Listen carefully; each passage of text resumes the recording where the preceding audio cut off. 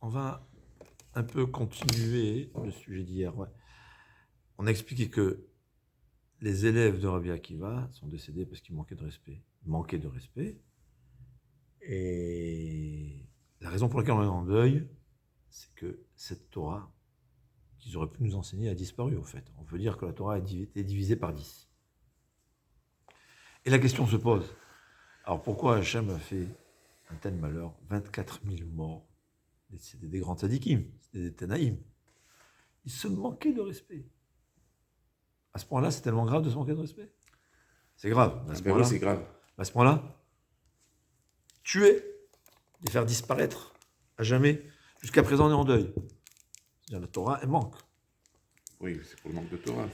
Explique Aaron Kotler. Aaron Kotler, c'est celui qui a fondé la Yeshiva de Lakewood, celui qu'on peut dire qu'aujourd'hui, un tiers du judaïsme religieux aux États-Unis, ou un quart, enfin, les chiffres évidemment sont discutables, mais c'est sûr que c'est des centaines de milliers.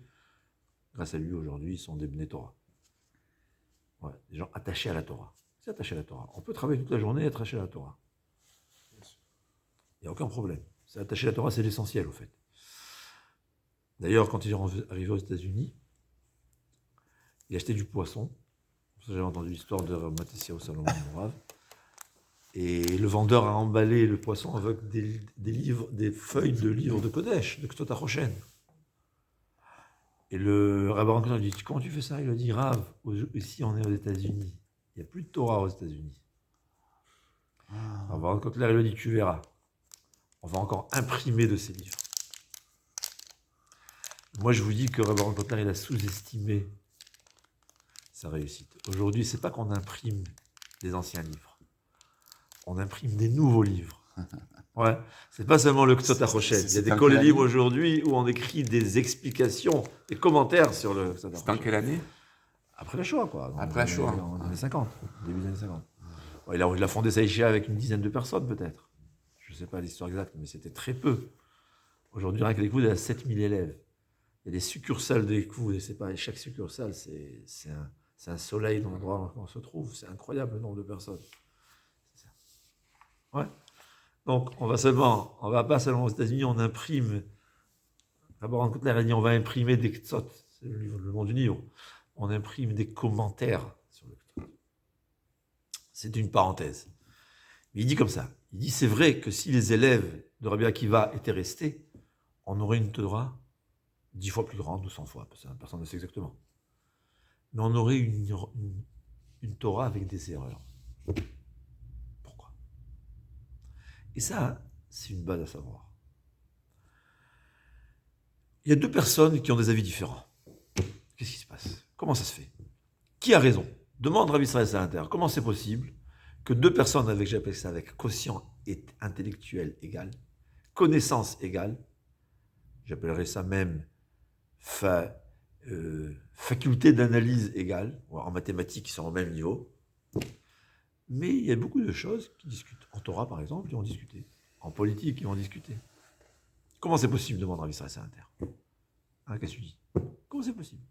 Alors, il y a qui se disent, si moi, qui est intelligent, qui connaît tout, qui a de l'Irat Shamaïm, je pense que c'est interdit. Et lui, il pense que c'est permis, c'est que lui, c'est un rachat. Hein? Comment le Yitzhara, il fonctionne? Vous connaissez ce Yitzhara? Ouais? Mais nous dit Rabbi Israël Salanter, c'est pas faux, c'est impossible. Ce qui se passe au fait, il dit, parce que le caractère d'une personne influence sa façon de réfléchir. Non seulement l'influence sa façon de réfléchir, mais le poids, comme ça dit, le poids des preuves est selon le caractère d'une personne. Comme ça, explique Rabbi Israël Salanter dans Or Israël, Siman Lamed, si je me souviens bien, ou le Lamed de Lamed Aleph. Or Israël, c'est le livre du Rabbi Israël Salanter. C'est la raison pour laquelle c'est écrit que quand il y a deux élèves qui étudient, chacun il étudie, et je il écoute. Mais dès qu'on est à deux, Akadosh Baruch Hu, il écrit. Ça veut dire. J'entends, on étudie ensemble la Gemara. Moi j'ai dit une bêtise, toi tu as dit une bêtise. Et pendant 3 heures, on n'a pas raconté des bêtises. On a essayé de comprendre la vérité, évidemment. On a les bases de compréhension. Ouais. Et le Rav qui nous voit, il dit, celui-là, il y a Baba, bon, on va le laisser, c'est pas grave, qui s'entraîne tout seul. Akadosh Baruch Hu, non seulement il nous écoute, mais il a écrit, mon fils Jacques, il a dit comme ça. Mon fils Yitzhak, il a répondu. Et tout ça, en vérité, c'est à la poubelle, entre guillemets. Comment c'est possible? Explique nos sages. Quand j'étudie tout seul, je suis totalement influencé par mon trait de caractère. Ça s'appelle une Torah fausse. Mais dès que je suis en face de quelqu'un, j'étudie avec quelqu'un, lui, puisqu'il a une vue différente de la mienne, en discutant avec moi, il a réussi à un peu réparer mon erreur. Ouais. Quand je discute avec toi et j'entends ce que tu dis qui est différent de moi, ça me fait réfléchir. Et donc j'ai un peu poli, ce qu'on va dire, mon diamant. J'ai amélioré, me suis rapproché de la vérité. Ni Rav Israël Salanter, on n'est pas capable d'arriver à la vérité dans la Torah, c'est impossible. Loïr ani ha-adam vachai, tant que notre corps, tant que notre âme est attachée à notre corps, il est impossible de connaître la vérité. On s'approche de la vérité. Chaque pas qu'on s'est approché de la vérité, ça s'appelle une vérité aussi. Il appelle ça, Rav Israël Salanter, émet la amito et émet. La vérité de la vérité et la vérité. La vérité de la vérité, c'est Hachem. La vérité, c'est quand j'essaye d'arriver à la vérité. Je réfléchis, j'apprends comme nos sages nous ont enseigné comment il faut apprendre, même si j'ai fait une erreur. Mais puisque je me suis amélioré de ma première vue, ouais, je peux considérer ça comme la vérité. Et Akadosh Baruch Hu, il va écrire en Torah. Et on a dit dans certaines makot, Cherev ben habadim, l'épée entre badim. Badim, c'est dans le sens de boded. Boded, c'est dire tout seul. On a dit Cherev, l'épée est méritée aux ennemis d'Israël. C'est une façon de dire l'inverse. Ouais. C'est quoi l'ennemi? Un Talmid Chacham qui étudie tout seul. Il a la possibilité d'étudier avec un ami, surtout s'il faut un rave. On ne parle pas de quelqu'un qui a besoin d'un rave. Quelqu'un qui a besoin d'un rave, et il ne va pas demander à son rave, la Gemara aussi, elle parle de lui pas très bien. On parle même de quelqu'un qui n'a plus besoin de rave, lui-même il est rave. Oui, mais il y a un autre rave devant lui, et pour une raison ou une autre, il ne communique pas avec lui, c'est l'épée. Pourquoi? Parce que étudier tout seul, tu n'aboutis pas à la vérité. Quand est-ce que tu peux aboutir à la vérité? Seulement quand tu étudies avec quelqu'un d'autre. Et la personne qui étudie toute seule, okay. On parle qu'il y a là le choix. Ouais. Celui qui n'a pas le choix, c'est une autre chose. Voilà. Et voilà, ok. Il va noter des choses, après il va en parler à quelqu'un d'autre, à son rave par exemple. Est-ce que c'est considéré avoir étudié comme tout seul? C'est après, il va discuter des points. Il y avait beaucoup de Gdolim, au contraire, il y avait beaucoup de Gdolim, ils étudiaient la majorité du temps tout seuls. Une fois, quand on parle de l'étude, on parle de la traduction de la Gemara. La traduction de la Gemara, tu as la traduction. On parle d'une compréhension des choses, c'est de ça qu'on parle. Il y a un minimum de profondeur de compréhension. En vérité, même le minimum, des fois on a besoin d'un rave, on peut se tromper. Mais c'est sûr que plus on approfondit, plus on a besoin d'un rave. C'est sûr que beaucoup de rabbanim, c'est les deux. Il faut d'abord comprendre tout seul, et après tu peux discuter. Il y a ce niveau de compréhension. Il y a l'élève, on a besoin d'une chavruta, on a besoin d'un rave, on a besoin d'un chaver. Après, on peut étudier tout seul en grande majorité, mais il faut toujours vérifier ton analyse, ta compréhension avec quelqu'un d'autre. Rav Eliashiv, il étudiait tout seul toute la journée. Mais une demi-heure par jour, il allait demander à des gdolim, comme Rav Ben Gis ou d'autres grands de la génération d'avant, il discutait avec eux. Et c'est en discutant avec eux qu'il a amélioré sa compréhension, il a rendu plus juste. Ouais. Mais il faut comprendre, on a besoin de parler en Torah. Pourquoi? Parce qu'au fait, on ne peut pas comprendre à première vue, c'est impossible. Et on a dit, la Torah, c'est comme des limes. On a besoin, chacun, il est la lime de l'autre.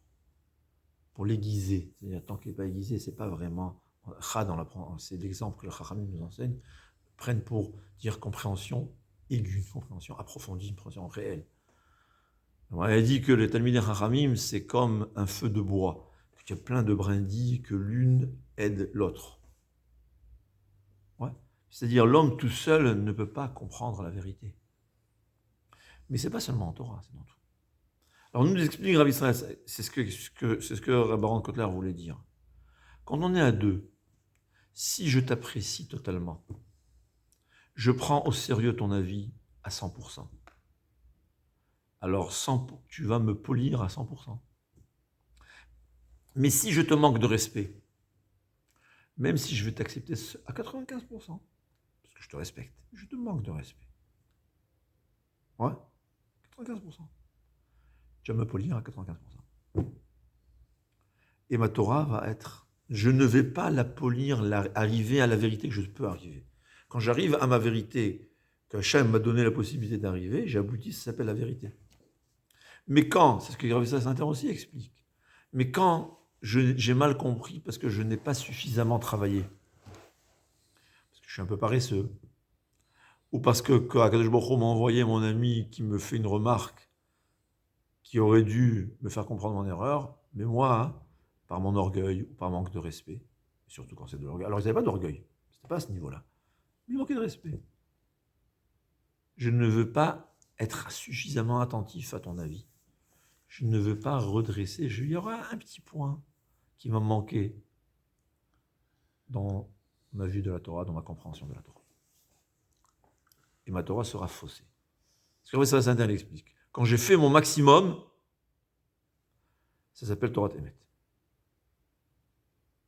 Mais dès que je manque de mon maximum, ma Torah, c'est pas une Torah Emet.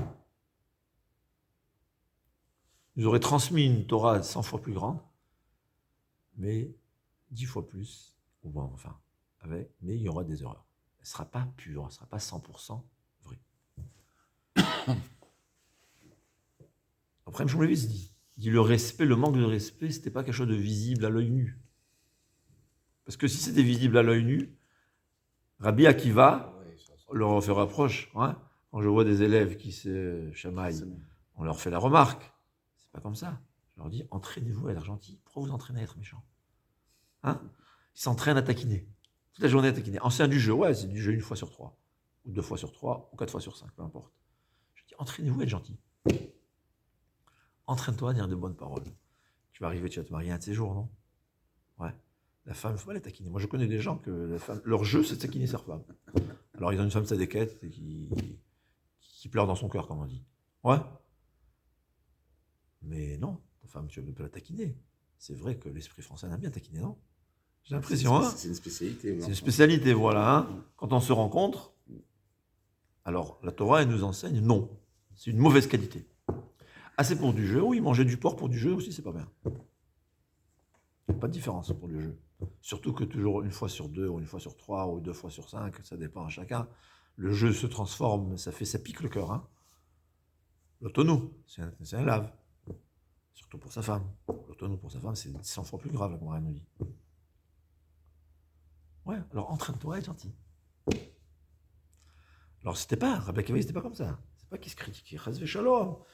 Moi, dans ma tête, je sais pas, j'ai pas retrouvé ça, mais dans ma tête, ils ne se saluaient pas. C'est comme ça que je crois, quand on était jeunes, on nous enseignait peut-être une tradition marocaine, je sais pas. Ils ne se saluaient pas. Et moi, il dit, s'il faut être toujours le premier à saluer, c'est quoi ça? C'est une preuve de respect. Mais ça, Técharim, il ramène ça. Ouais. Il en kavod, il faut respecter les autres. Mais Chabès, c'est quoi? Pourquoi tu montres? Tu respectes en te saluant. Et la Gemara nous dit que Rabban Yochanan ben Zakkai, qui était le Gdol Hador, il saluait n'importe qui dans la rue. En termes français, même les clochards. C'est ce que la Mishnah veut nous dire. Ouais, c'est-à-dire, il respectait n'importe qui dans la rue. Attends, toi, tu es le Gdol Hador. Je respecte n'importe qui. Rav Shach disait, je respecte. Écoutez ce que Rav Shach disait. C'était Gdol Hador. On n'a aucune idée de la grandeur de Rav Shach. Il disait, je respecte n'importe qui. Parce que n'importe qui. Il disait, même une femme, elle a une qualité que je n'ai pas, moi. Ça, Rav Shach disait. Mais ils ne se saluaient pas. C'était pas les binômes qui travaillaient ensemble qui ne se saluaient pas, ou c'était les binômes qui ne saluaient pas les autres binômes? Est-ce que je viens étudier avec toi le matin, je te salue pas? Si. Parce que je travaille avec toi, je te salue. Je ne sais pas, ça manquait. C'est-à-dire, au fait, on ne peut pas être... Alors, ça, je me disais, est-ce qu'aujourd'hui, bonjour, bonjour, bonjour, bonjour, bonjour. Mais tu sais, il y a toujours un moyen. Il y a des fois où ça fait plaisir qu'on vient te dire salut, Nara. C'est pas vraiment... Il faut utiliser sa cervelle. Ouais. Ça fait l'air, il dit, on ne peut pas se venir être. Alors, tu vas mettre dans la rue, tu vas saluer tous ceux que tu te rencontres dans le métro. À l'hôpital. On parle de ça. Pas des gens que tu connais, des gens que tu te vois. On se rencontre. Boker Tov.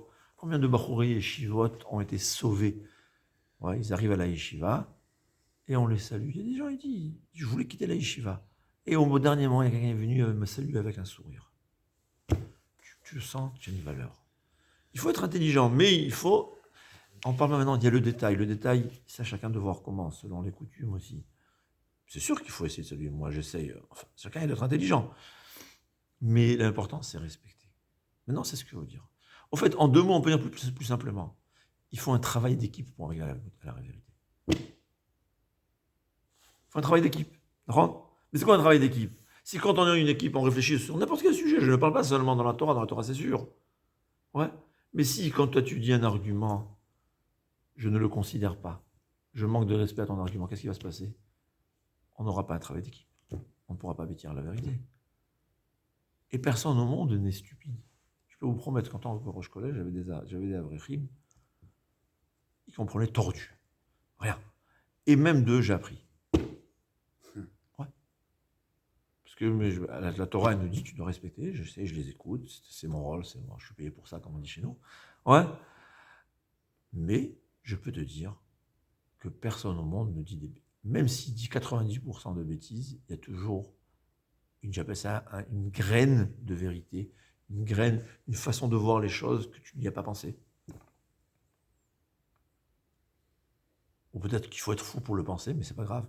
Ça te dévoile des facettes de la Torah que tu n'aurais pas eu sans ça. C'est comme ça. Il faut un travail d'équipe. Mais d'ailleurs, c'est toujours comme ça, dans un couple. J'ai dit une fois à quelqu'un. D'ailleurs, c'est comme ça, un couple. C'est pas seulement, c'est inné qu'il y a une différence de vue des choses. L'homme, il est plus intellectuel, la femme, elle est plus sensible, comment on dit, sensitive, regesh, ils appellent ça regesh, c'est quoi regesh? Des sensations. Sensible, c'est une vue différente. Chacun, il a sa vue différente. L'homme, c'est chesed, et la femme, c'est le din. Ouais. Quand une femme elle comprend quelque chose, va essayer de l'expliquer. Tu ne peux pas l'expliquer parce qu'elle ne réagit pas avec son cerveau. Elle ressent que c'est dangereux. Tu vas lui dire que c'est... Explique-lui mathématiquement qu'il n'y a pas de danger. Tu vas faire quelque chose. Et l'homme, c'est l'inverse. Mais où se trouve la vérité? Hein? À mi-chemin. À mi-chemin. Alors, quand je respecte ma femme et ma femme me respecte, on discute. Elle va essayer de me comprendre, je vais essayer de la comprendre. Ça va être très difficile, parce que je ne suis pas une femme. Et elle n'est pas un homme. Hein, j'espère que ça... On a le droit de dire qu'il y a une différence entre l'homme et la femme. Non, c'est légal aujourd'hui? En ce moment, ça devient compliqué. Mais... Ça devient compliqué. Bon, alors j'espère qu'on va dire sous réserve. D'accord? Oui. Il y a une façon... Mais ne serait même 2 hommes, c'est comme ça, c'est sûr. Même 2 hommes, on réfléchit d'une façon différente, comme explique Rabbi Israël Saint-Inter. Où se trouve la vérité? Elle est toujours à mi-chemin. Il y a des gens qui s'imaginent qu'ils sont Moshe Rabbeinu ou Akadosh Baruch Hu. Bon, on ne parle pas de cela. Eux, ils ne vont pas m'écouter parce qu'ils n'ont rien besoin de leur enseigner. D'accord? Mais tout être humain qui comprend qu'il a besoin d'apprendre quelque chose, c'est impossible de ne pas faire des erreurs. C'est naturel, c'est évident. Chachamim nous disent, la première compréhension, tu peux être sûr qu'elle est fausse. C'est impossible que ce soit vrai. Sauf si tu es un grand sadique, que tu es pur. Alors si tu es pur, ta première compréhension elle est pure. Mais sinon, c'est dans tout dans la vie. On s'écoute, on essaie de comprendre, c'est pas facile. Mais elle a fait l'effort. Et là, on verra que la vérité est toujours à mi-chemin. C'est pas seulement parce que c'est ce qui va provoquer qu'on va vivre convenablement, mais c'est ça la vérité. C'est plein d'exemples comme ça. Ouais. Il y a un, il réfléchit pas, et l'autre qui réfléchit tellement qu'il va rien faire. Où se trouve la vérité? Réfléchir et faire. C'est comme ça. Mais c'est ça. Les élèves de Rabbi Akiva, ils avaient ils se respectaient. Il manquait un peu. Dans le fond du cœur. C'est bizarre que ce soit les 24 000, parce que là on prend 12 000 couples d'élèves, dans le tas il y en a bien quelques-uns. Là c'est dur de dire que les 24 000 étaient pareils, quoi. Il leur manquait la même chose. C'est l'influence des masses. Ouais. L'homme est une éponge, il va être influencé. Ça, une chose, on est dans n'importe quel yeshiva, là. Partout c'est comme ça. C'est pour ça que c'est important une bonne yeshiva. C'est pour ça. C'est toujours. Aujourd'hui, ici, comme disait Rav Chaim Shmulevitz, l'ère de la yeshiva, elle est duque. C'est comme ça. C'est un manque de respect. On s'habituait. Peut-être que ça venait parce qu'au début, on s'habituait à se taquiner. Hein?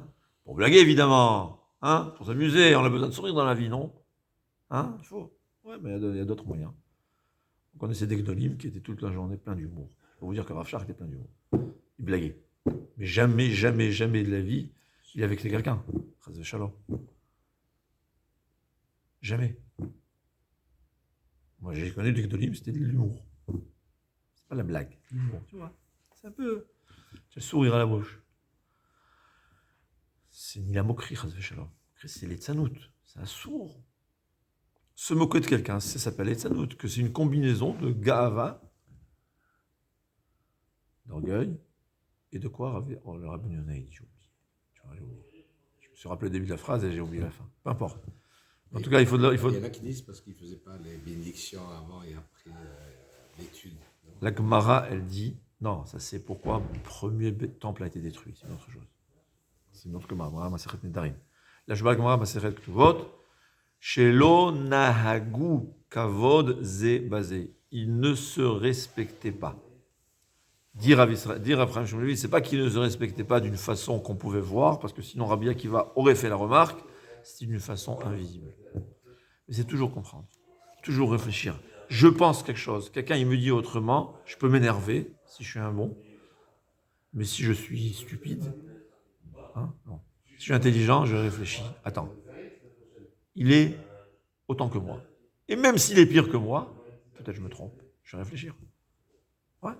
Attends, il dit autrement, réfléchissons. Peut-être il a raison, peut-être non. Et même s'il a tout à fait tort, tu verras qu'il t'a toujours fait dévoiler une facette que tu n'y as pas pensé. C'est comme ça. Ça, shalom, c'est shlemut. Moi, elle dit que dans le Makat Barad, ouais, la plaie, il y avait le feu et l'eau, ils ont fait la paix. C'est quoi qu'ils étaient ensemble et l'un n'a pas embêté l'autre. L'un a, comment on dit, il a rajouté à l'autre. Ouais. Ça veut dire, le feu aurait pu effacer la glace et la glace aurait pu effacer le feu. Qu'est-ce qu'il y aurait eu? Il n'y aurait pas eu de plaie. Mais Hachem, il a voulu une plaie qui est combinée des deux. Ouais. Ça brûle et ça tape. C'est ça le shalom. C'est pas que chacun est de son côté et on va faire un compromis qui est ni l'un ni l'autre. C'est pas ça. Le shalom, c'est on va être ensemble et chacun va aider l'autre à comprendre la vérité. C'est dans toute la vie. Ça peut être avec ses amis, ça peut être avec... C'est comme ça. Voilà. C'est pas trop la nature humaine. Hein? C'est pas trop la nature humaine. Mais on est là pour ça. Mais bien sûr. Dès que Adam Arishon... C'est pour ça qu'on a toujours raison et que l'autre... Kadosh Baruch Hu, il a créé Adam Arishon parfait. Adam Arishon, il a fait sa faute. Il nous a tous rendus... Ah ouais, tordu. Tordu, à bout tordu. Et on est là pour se réparer. Oui. On est là pour avoir de la patience, pour apprendre à écouter l'autre, pour comprendre, pour s'améliorer. Et les débuts sont difficiles. Mais une fois qu'on s'y habitue, on voit qu'il n'y a rien de mieux. Pour toi et les autres.